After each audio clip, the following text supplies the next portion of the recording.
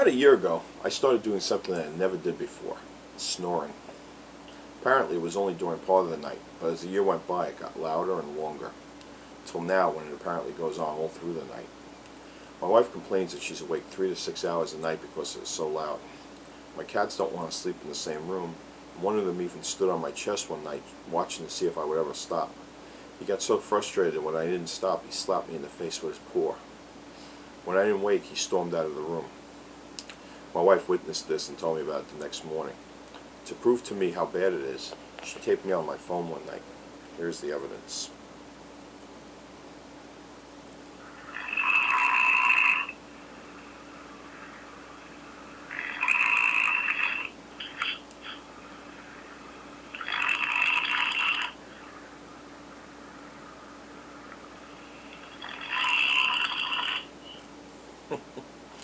So, a few weeks before Christmas, I went to a new doctor for a regular checkup.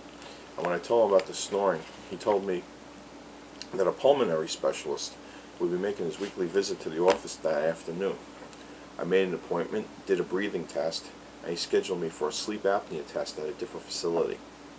For those who don't know, a sleep apnea test, also known as a polysonogram or sleep study, is when you go to a sleep center and sleep overnight with all these wires hanging on you. And they see how bad your snoring is and if you do indeed have apnea.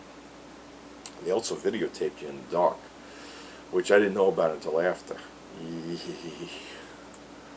I went 3 weeks ago and they hooked me up with all these wires on my chest, my legs, my skull, and along my face.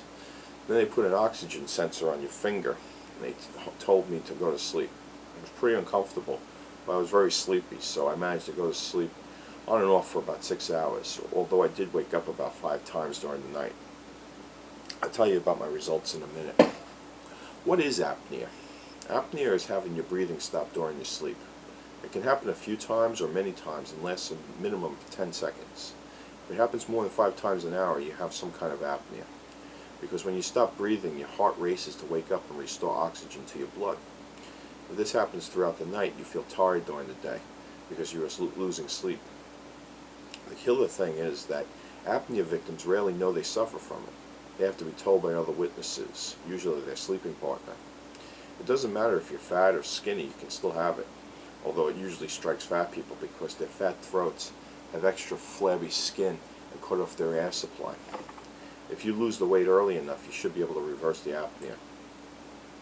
When I had the test done, they said I had mild apnea, that I stirred awake a few times during the normal sleep. But during rapid eye movement sleep, also called REM sleep or REM sleep, I would have 45 episodes an hour. Basically, when you're in REM sleep, you should be so unconscious that you can't remember your dreams. But if you stir 45 times, you'll remember most of your dreams. Well, I must have been suffering from this for years because I remember most of my dreams all the time. Sometimes they are so vivid that I can't even tell that I'm asleep. And man, do I usually get sleepy during the day. The past year alone, I must have taken 3 naps a week.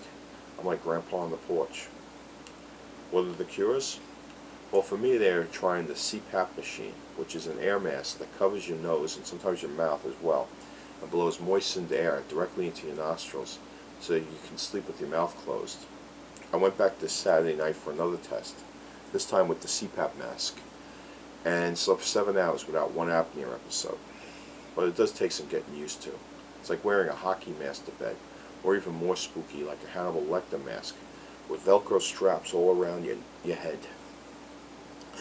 They can also give you an OAT, O-A-T, or oral appliance therapy, which is a custom-made mouthpiece that shifts the lower jaw forward to open the airway. But these are only good for obstructive apnea. For worse cases, or for people who can't get used to the hardware, surgery is an option. Where they work on any one of these body parts, the throat, the tongue, the nasal passages, or the facial skeleton itself. But my doctor told me that after going through this surgery, that sometimes the apnea continues. Nice. You could use medicine like acetazolamide, which lowers blood pH and encourages respiration. Also, sleeping on your side as opposed to your back is supposed to help, but I only sleep on my side, so that's not going to help me.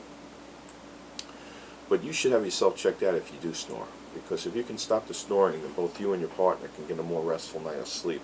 And if you do have apnea and it goes unchecked, it can cause great fatigue on your heart and blood vessels, and lead to a possible heart attack or stroke down the line. As it is, my heart palpitations and high blood pressure are probably caused or at least worsened by my apnea.